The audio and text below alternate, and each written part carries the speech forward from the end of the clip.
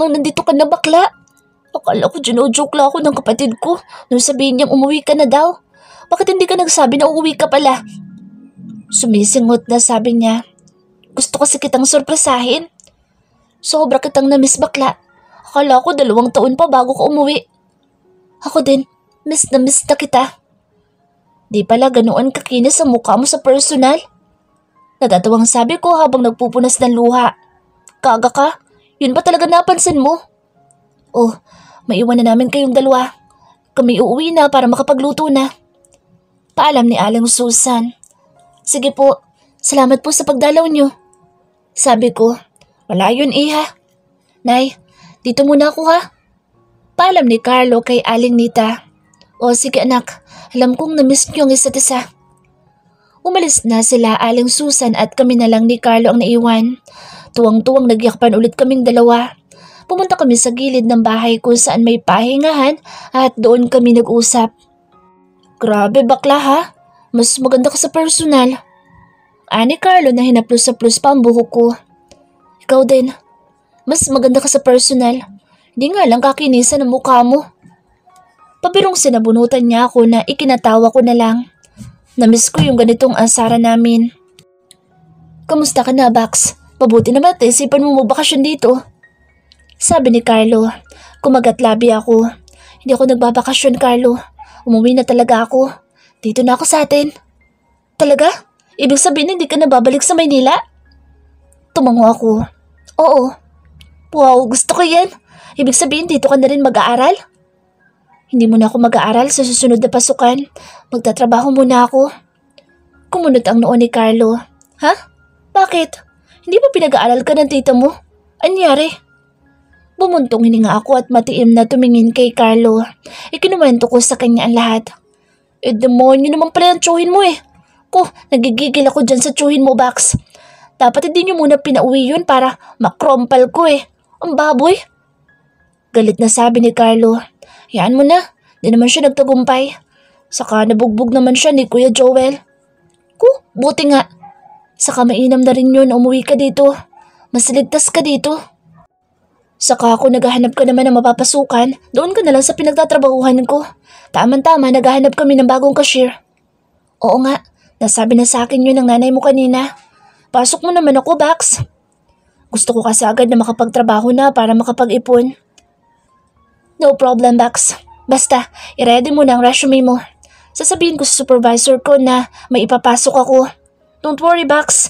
Maganda ang pasweldo doon. Advance pa ang sweldo ng isang araw. May allowance pa para sa pagkain. Kompleto din doon sa benefits. May bonus pa, 13-month pay pa. Ang alam ko ay 2 taon na nagtatrabaho doon si Carlo bilang checker. Grade 12 ang natapos niya at maganda naman ang kinikita niya. Nakakatulong na siya sa mga magulang at mga kapatid niyang nag-aaral. Sige, Bax. Interesado ako dyan. Bukas na bukas din gagawa na ako ng resume. Wow, excited na ako makasama ka sa work, Bax. Kinikilig na sabi pa ni Carlo. Ako rin, Bax. Basta ikaw ang bahala sa akin dun, ha? Oo naman. Ay, wait. Chat-chat ko si Badong at Wilson. Siguradong pauwi na rin yung mga yun. Sabihin ko na dito sila dumiradyo sa inyo para masurpresa din sila. Ani Carlo na inilabas ang cellphone at nagpipindot. Nakausyoso naman ako. Na-excite ako na makita pa ang 2 kong kaibigan. Ang alam ko kasi si Badong ay nag-aaral. Nasa unang taon pa lang yata siya ng kolehiyo. Si Wilson naman ay nagtatrabaho na sa isang factory. Ang alam ko ay supervisor na siya doon. Wala pang ang 1 oras ay dumating na si Badong at Wilson sakay ng kanilang motor. May mga dala pa silang parehas na bag. Dito sila pinadiretso ni Carlo bago umuwi sa bahay ng mga ito. Nagtatago ako sa malaking drum dito sa gilid ng bahay para hindi makita ng 2. Si Wilson naman ang sumalubong sa 2. Ano bang emergency, Carlo? Inatake na naman ba si Mang Elias? Tanong ni Wilson na baka sa mukha ang pag-aalala. Tangik, hindi. May surpresa ako sa inyo. Sabi ni Carlo. Anong surpresa ba yan? Siguraduhin mong pagkain yan, ha? Ani Badong na malusog pa rin, bagamat hindi na siya ganoong kataba gaya noong mga bata pa kami. Wala ka talagang pagkain, kaya hindi ka pumapayat eh. Basta, magugustuhan niyo itong surpresa ko sa inyo. Doon tayo sa gilid ng bahay. Aya ni Carlo sa dalawa. Nagtago naman ako maigi at kumagat-labi. Mabilis ang tibok ng puso ko sa excitement. Talagang dito mo pa dinala ang sorpresa mo sa bahay ni Mang Elias? Nakakahiya, baka nakakastorbo tayo. Hindi yan, alam naman ni Mang Elias at Kuya Joel. Ano ba kasi yung sorpresa mo na makauwi na? Naiinip nang sabi ni Badong. Heto na nga. Nang makarating na ang dalawa sa gilid ng bahay ay lumabas na ako sa pinagtataguan ko. Surprise! Nagulat pa ang dalawa sa biglaan kong pagsulpot. Jenny? Ani Badong na nalalaki pa ang mata. Jenny! Sigaw naman ni Wilson at sinugod ako ng yakap. Sumunod na rin si Badong. Natatawa naman ako kahit naiipit na sa higpit ng yakap nila. Naluluha din ako dahil sobra ko silang na-miss. Teka lang, hindi na ako makahinga. Natatawang angal ko. Nilubayan naman nila ako pero titig na titig silang dalawa sa akin. Si Badong ay hinawakan pa ang mukha ko. Ikaw nga, Jenny. Bulalas ni Badong at muli akong niyakap. O, ako naman. Ani Wilson at hinila si Badong at siya namang yumakap sa akin. Hindi halatang miss na miss nila ako. Uy mga bugoy, hining-hini sa pagyakap sa bunso ko. Malamog nyo yan. Sabi ni tatay na sumilip sa bintana. Kumalas naman sa yakap si Wilson at sabay silang napakamot sa ulo ni Badong. Pasensya na po Mang Elias, sobrang namiss lang namin si Jenny. Sabi ni Wilson. Oo nga po Mang Elias, matagal na po namin siyang hindi nakikita. Sa FB at video call lang namin siya nakikita. Segunda pa ni Badong. Naiintindihan ko pero tama ng yakap ha? Estriktong sabi ni tatay. Naiya tuloy ang dalawa na ikinatawa namin ni Carlo. Tumambay muna kami dito sa gilid ng bahay at nagkamustahan. Natatawa pa ako sa itsura ng dalawa dahil titig na titig sila sa akin at para bang hindi makapaniwala na nakikita na nila ako. Uy, grabe naman kayo makatitig dalawa. Totoo ko, no? Pabirong sabi ko. Pasensya na, ang ganda-ganda mo kasi. Maganda ka na nga sa mga pictures mo sa FB pero mas maganda ka pa pala sa personal. Sabi ni Wilson. Oo nga, alayo mo sa dating Jenny na uhugin at madungis. Segunda pa ni Badong. Mga loko kayo, syempre bata pa ako noon, hindi pa ako marunong mag-ayos sa sarili. Natatuwang sabi ko. Alam mo Bax, ikaw na ang pinakamaganda dito sa bayan natin. Sabi ni Carlo. Binolo mo pa ako, Carlo. Oo nga. Bakit hindi ka kaya sumali ng pabiyuko ko ni Mayor? Sigurado, ikaw na ang panalo. Oo, totoo yun. Segunda pa ng dalawa. Naku, hindi ako mahilig sa mga ganyan. Ang gusto ko lang magtrabaho para makaipon pampaaral. Gusto mo ba sa factory magtrabaho? Madali kitang maipapasok doon. Question ni Wilson. Hindi, doon na siya sa pinagtatrabahuhan ko papasok. Di ba, Jenny? Kinalabit ako ni Carlo. Tumangutang mo naman ako. Nagtagal pa kami sa kwentuhan sa gilid ng bahay. Doon na nga sila nagapunan dahil inaya sila ni tatay at ni Kuya Joel. Pagkatapos namin kumain ay nag-aya sila na lumabas. Pinayagan naman ako ni tatay basta hanggang 10:00 lang. Raymond Monte Carlo, laya ka na. Nilangon ko ang pulis na nasa labas ng selda. Nakangising itinaas niya ang susi. Ngumisi ako tinitit ang sigarilyong bagong sindi. Iniabot sa akin ng ₱1 ang short sleeve polo ko. Kinuha ko naman ito at sinuot. Boss, baka pwedeng paayuda naman dyan paglabas nyo. Sabi ng ₱1 na taga-masahe ko. Itinaas ko ang kamay. Sige akong bahala. Yun? Sabay-sabay nahiyawan ng mga preso. Pagbukas ng pulis ng selda ay lumabas na ako. Hinihintay ka ni Chief at ni Attorney Tiglaw sa lobby. Sabi ng batang pulis. Tumangutango naman ako at nakipag-fist bump sa kanya. Binata ako ng mga presong nadadaanan ko. Tinanguan ko lang sila. Pati ang mga pulis ay binati din ako. Kilala ko at kasundo ang lahat ng pulis dito sa presinto. Ninong ko rin ang Chief of Police. 2 araw ako nakapiit sa selda at ngayon lang nakalabas. Biyernes ng hapon ako inaresto dahil sa bintang ng pamamaril. At dahil walang office ng Sabado at Linggo, kailangan ko pa magintay ng Lunes para makapagpiyansa. Ninong, attorney. Bati ko sa dalawa na nag-uusap sa lobby. Kinamayan ko si Attorney Tiglaw na family lawyer namin. Tinapik naman ako sa balikat ni Ninong Eugenio. Isang malaking bintang ang binitawan ni Don Facundo sa iyo, iho. Pwede mo siyang bawian ng kaso. Sabi ni Ninong Eugenio. Napatunayan na ho ba? Oo, iho. Bukod sa kuha ng CCTV na hindi naman malinaw, ay nagsalita na rin ang mga taong nandoon na hindi nga ikaw ang namaril at kamukha mo lang ang damit ng suspect. Bukod pa doon, ay nakumpirmang hindi sa iyo ang baril na nakumpiska. Everything was a setup, Chief. Malinaw na malinaw iyan. At gusto talagang idiin ng Don, si Raymond. Ngumisi ako tinitit ang sigarilyo. Dinut-dut ko ang upo sa ashtray na nakapatong sa desk ng lobby. Galit sa akin si Don Facundo dahil hindi siya sinuportahan ko nitong huling halalan. Kaya nagpatupada siya at inimbitahan ng lahat ng kilalang mananabong. Kabilang na ako. Yun pala may balak siya set up ako. Kaya kung ako sa iyo, iho, balikan mo siya ng kaso. Suwestyon ni Ninong Eugenio. Umiling-iling ako at ngumisi. Hindi, Ninong. May iba akong plano. Matiim akong tiningnan ni Ninong Eugenio. Kung ano man yung plano mo, iho, siguraduhin mong hindi labag sa batas yan dahil kahit inaanak kita, kulong ka. Tumawa ako tinapik sa braso si Ninong Eugenio. Alam ko, Ninong, magtiwala lang kayo sa akin. Tumangutango naman sila ni Attorney Tiglao. Kung bakit naman kasi hindi na lang ikaw ang tumakbong mayor? Paniguradong panalo ka. Mas may tiwala pa sa iyo mga kababayan natin kasi sa mga nakaupo dyan sa munisipyo. Ninong, wala ho akong hilig sa politiko. Manok ko ang hilig ko. Sinusuportahan ko na lang politikong sa tingin ko'y makatutulong sa kababayan natin. Bumuntong hininga si Ninong Eugenio. O siya, wala na akong magagawa dyan. Total tapos na rin naman na ang eleksyon. Basta sa susunod, mag-iingat ka. Huwag kang basta-basta pakakagat sa pain ng matandang iyon. Tumangutango ako. Salamat, Ninong. Siya nga pala, magpapadala ako ng mga pagkain at sigarilyo para sa mga preso mamaya. Kayo na ho ang bahalang magpamahagi. Kaya idol na idol ka ng mga iyan. Sige, salamat din. Ngumisi na lang ako at nagtapikan kami ni Ninong Eugenio. Nagpaalam na kami ni attorney sa kanya. Paglabas namin ng presinto ay nakaabang na sa labas ang mga tauhan ko, dala ang dalawang sasakyan. Maligayang bagong laya, boss. Nakangising bati ni Pancho na kanang kamay ko. Nginisian ko lang sila at tinanguan. Pinagbuksan nila ako ng pinto at sumakay na ako sa likuran. Gustuhin ko mang ako ang magmaneho ay hinayaan ko na lang sila. Saan tayo, boss? Tanong ni Pancho na nasa front seat. Sa mansyon muna, Pancho. Sabi ko at isinandalang ulo sa headrest. Wala pa ako masyadong matinong tulog at medyo nagugutom na rin ako. Kulang-kulang 20 minuto ay pumasok na kami sa malawak na lupain ng pamilya namin. Binuksan ko ang salaming bintana.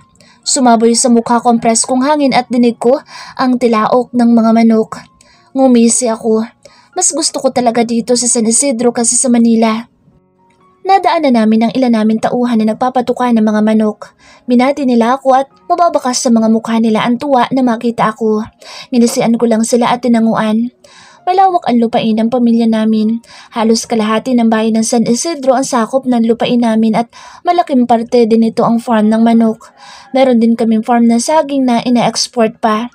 Namana ito ni Lolo Mati sa mga ninuno niya at ngayon ay balak na niyang isalin sa pangalan ko.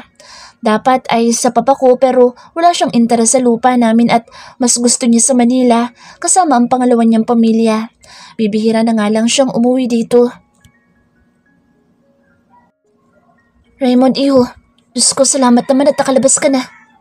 Bati sa akin ni Manang Fe, ang mayordoma at matagal ng katiwala ng mansyon. Siya na rin ang halos nagpalaki sa akin, maliit pa lang ako. Manang, nakangising bati ko rin kay Manang Fe at tinapik siya ng marahan sa balikat. Alam kong labi siyang nag-alala sa akin. Salamat naman at nakalabas ka na. Akala ko matatagalan ka pa sa presinto. Ayaw mo naman puntahan kita kaya alalang-alala ako. Hindi naman ako kailangan, Manang, dahil hindi naman ako magtatagal doon.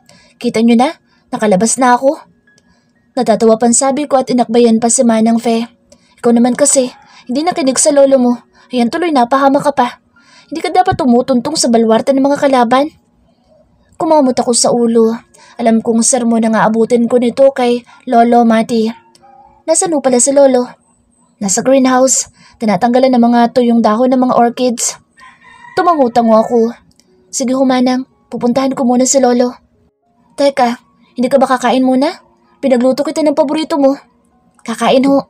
Pupuntahan ko lang ho si Lolo saglit. Nag-excuse na ako kay Manang Fe at pinuntahan si Lolo Mati sa likod bahay kung nasaan ang greenhouse. Napangiti ako nang makita ang abuelo na nag-spray ng orchids at kinakausapan niya. Nasa edad 80 na si Lolo Mati pero malakas pa rin siya. Nahilig siya sa pag-aalaga ng halaman nang mamatay si Lola Lucia. Noong nabubuhay pa ang abuela ay mahilig siya sa mga halaman. Umaga't hapon ay ito ang kapiling niya. Natatandaan ko noon, pinagsasulosan pa ni Lolo ang mga halaman.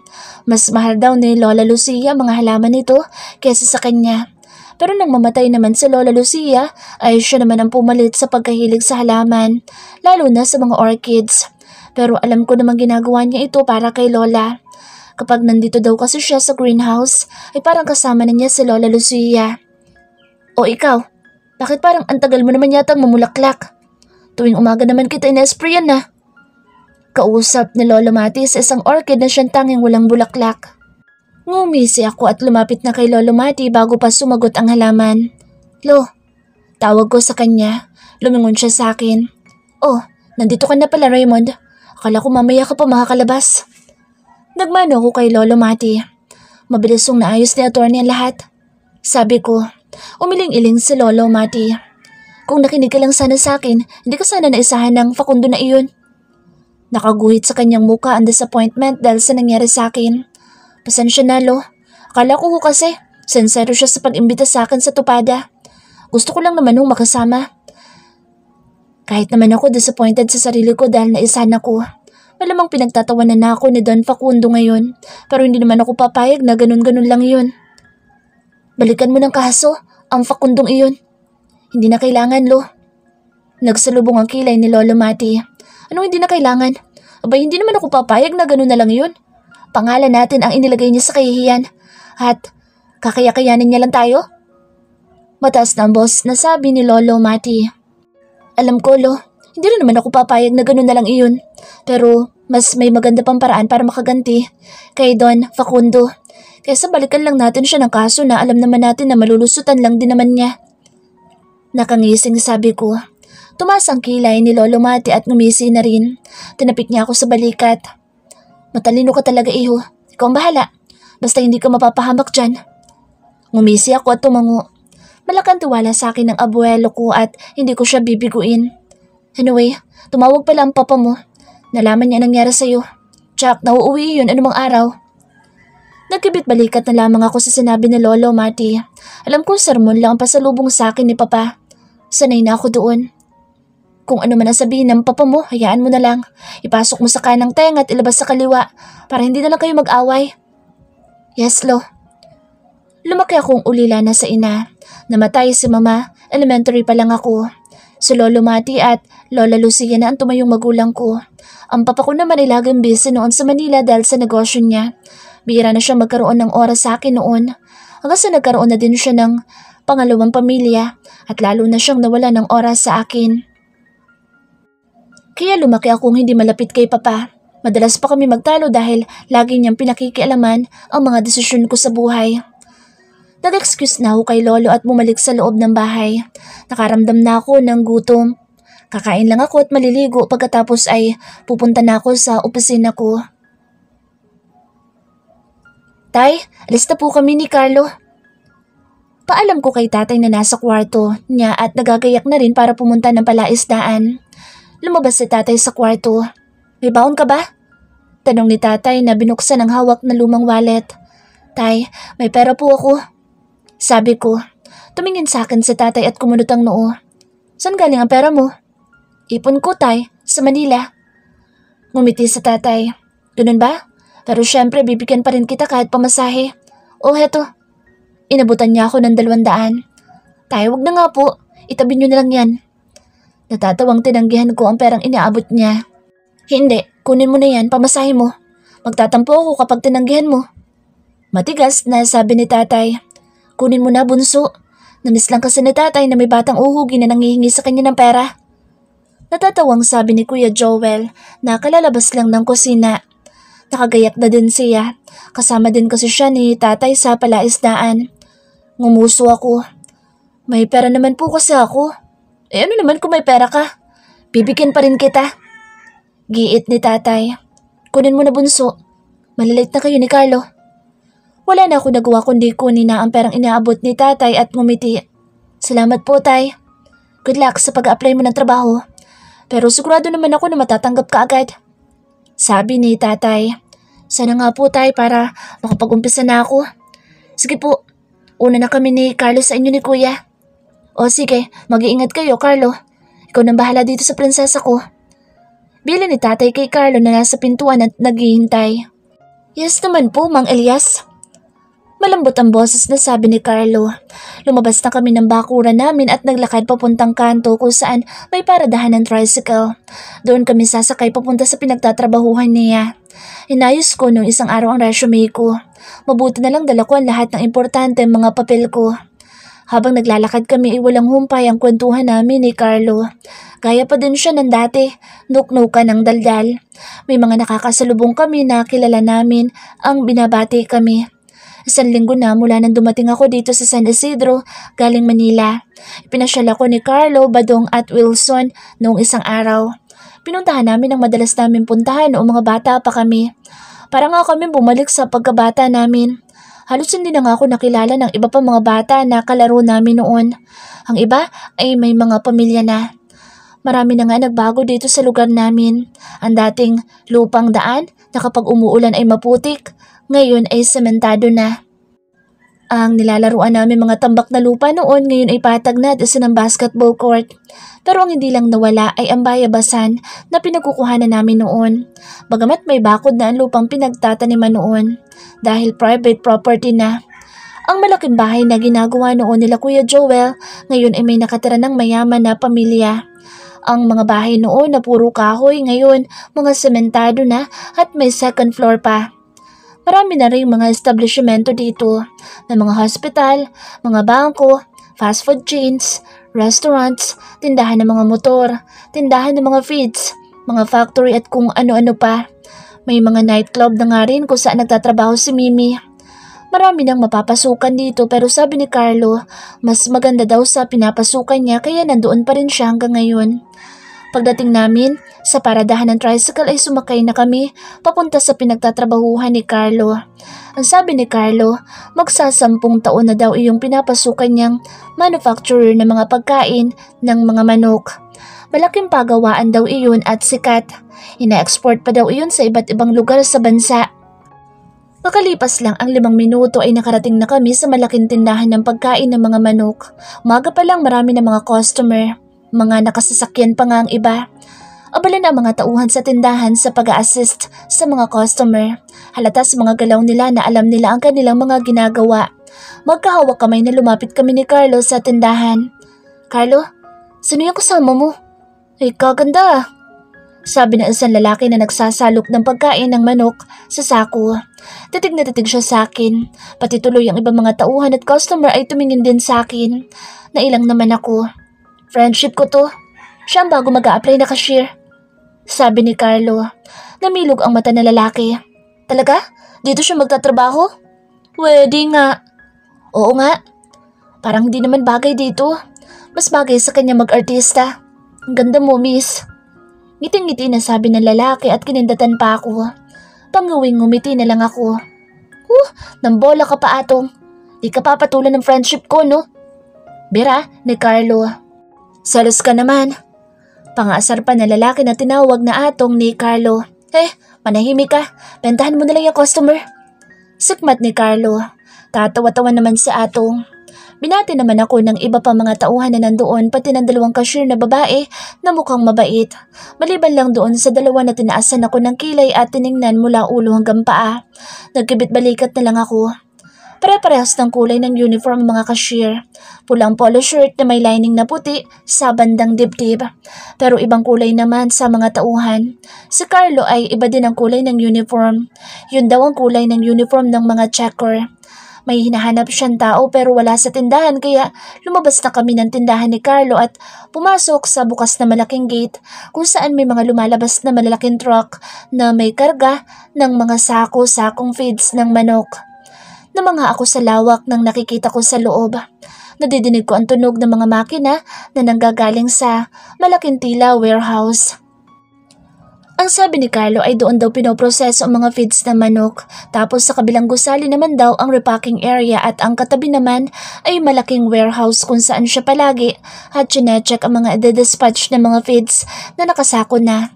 Meron din 3 palapag na building kung saan naman nag-oopisina ang big boss at ibang mga empleyado. Doon kami tumungo. Kuya Emil, tawag ni Carlo sa lalaking medyo may edad at may kausap. Tumingin ito sa amin. Hinila naman ako ni Carlo sa kamay palapit sa lalaking tinawag niya. Oh Carlo, bakit? Tanong ng lalaki na tinawag na Kuya Emil ni Carlo pero nakatingin ito sa akin. Kimi naman ako ngumiti. Nabasa ko sa ilalim ng pangalan ng name tag niya na isa siyang supervisor.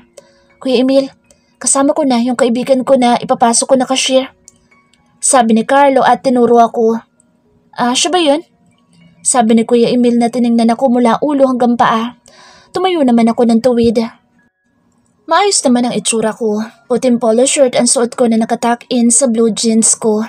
Dahil shoes na itim naman ang sapatos ko. Malinis na nakatali ang may kahabaan kong buhok. Sinigurado ko talaga na presentable ang itsura ko. Ito ang unang beses na mag-a-apply ako ng trabaho at kabado talaga ako. Sigurado ka mag-a-apply itong kaibigan mo na cashier? Tila diskumpiyadong tanong ni Kuya Emil. Lalo tuloy akong kinabahan. Mukhang hindi pa yata ako papasa. Oo naman. Isasama ko ba siya dito kung hindi sigurado? Sabi ni Carlo. Mukhang mayaman itong kaibigan mo eh. Baka hindi niya kaya magtrabaho. Baka mamaya maarte to. Naku ba, wala maarte dito kahit ubod ng ganda. Striktong sabi ni Kuya Emil. Sabay naman kaming natawa ni Carlo. Napagkamalan pa ako mukhang mayaman. Ano ka ba Kuya Emil? Kagaya lang nating dukha itong si Jenny.